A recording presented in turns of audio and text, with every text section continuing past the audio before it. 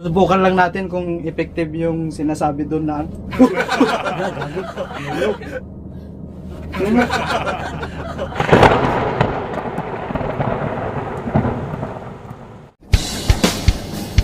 What's up mga kabitlog?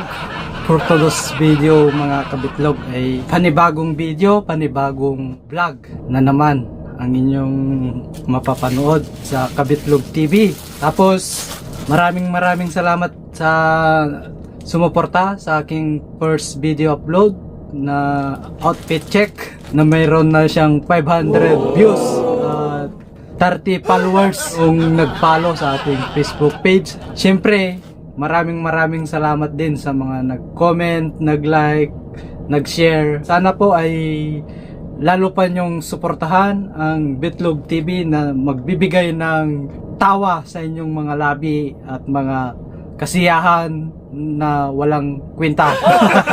May nabili ako sa online na boxer brief, makakatulong sa paglaki ng ano. So alam nyo na yun. Kaya gusto kong subukan kung talagang effective talaga to. Tara, let's go! So ito na mga kabitlog, yung binili nating boxer brief na pwede daw makatulong sa paglaki ng ano. Kaya ito, sinubukan ko na, sinuot ko na siya. Kung effective nga ba, hindi scam. Napanood ko sa video, sa online. Kaya sinubukan ko siya. Pero okay naman siya mga kabitlog. Komportable siya. Tapos fit na fit dito sa hita, tapos ano, sakto yung sukat. Napaka-komportable siya, kaya bilhin na kayo sa online mga kabitlog. Susubukan lang natin kung effective yung sinasabi doon na tulong daw sa paglaki.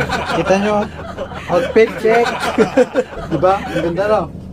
Kamu pa rin kita dyan eh. Kita nyo ba yan mga kabitlog? Sorry mga kabitlog. Gusto ko lang naman i-flex yung ano, binili ko kung totoo nga ba. Bakit parang lumaki? Effective nga to. Sabi, sigurado matutuwa na yung asawa ko. Bakit ka ba? Bakit parang ano, bumukol. Ano kaya yun? Tingin nga. Hoy, bastos. Ganda naman nito mga kabitlog. Ramdam ko na ano, sobrang saya nito.